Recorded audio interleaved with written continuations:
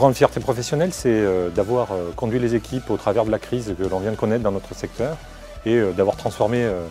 l'approche commerciale et d'en sortir aujourd'hui plus fort qu'hier et avec des équipes qui sont fières de ce qu'on a accompli. Je pense qu'elle appartient à mes tout premiers pas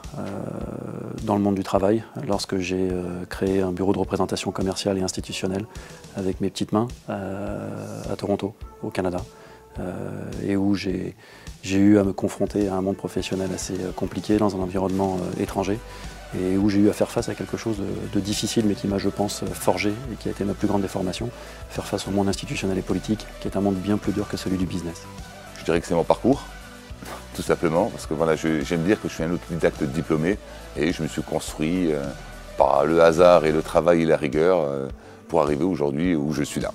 C'était le changement qu'on a fait complet avec la compagnie aérienne Gulf Air dans le Moyen-Orient, qu'on a vraiment établi un changement dans la stratégie ensemble avec les clients et qu'on a établi une nouvelle stratégie pour la compagnie. Ça, c'était vraiment quelque chose qui était réussite et qui, à la fin aussi, a montré des résultats financiers positifs. Ça a été le retournement total de l'Italie, qui fait partie des pays dont je m'occupe, en ayant, après 2 ou 3 années vraiment très difficiles,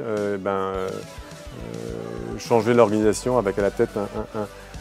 l'identification d'un capitaine de pays qui correspond au profil que je recherche, et avec des croissances à 2 chiffres, mais au-delà même de la croissance, un partenaire de confiance qui fait qu'on prenne du plaisir à travailler ensemble, au-delà même de la lecture commune des chiffres.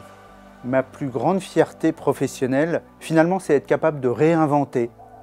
au fur et à mesure de mes expériences, des modèles qui permettent de bien fonctionner et de générer la croissance que l'on attend systématiquement. Nous avons, en 2 ans et demi, réussi à passer des caps importants en termes de performance sur le marché, qui sont maintenant remarqués, notamment par les clients. Et donc ça, je pense que c'est une vraie fierté parce que on avait beaucoup de travail là-dessus, beaucoup d'envie de la part des équipes, mais en même temps, beaucoup de boulot à faire parce qu'on partait de loin, comme on dit. Ce qui nous est arrivé il y a 2 ans,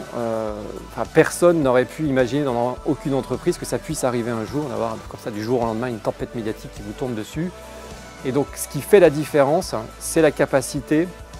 qu'ont les individus